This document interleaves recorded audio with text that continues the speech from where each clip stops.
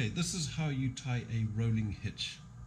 It's very similar to the clove hitch, but it's just got an extra wrap. Okay, so we get the line and we put it over what you're trying to tie the rolling hitch to. Okay, and then you wrap it all the way around again, so you get 2 full wraps.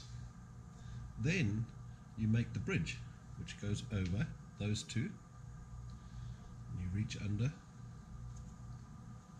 and pull it up. And there we have a rolling hitch, which is 3 roads and a bridge. The reason for this is actually, if you were to tie it on a line, it's to stop slipping. If this is on a line rather than a smooth piece of metal, you could pull it this way and it wouldn't slip.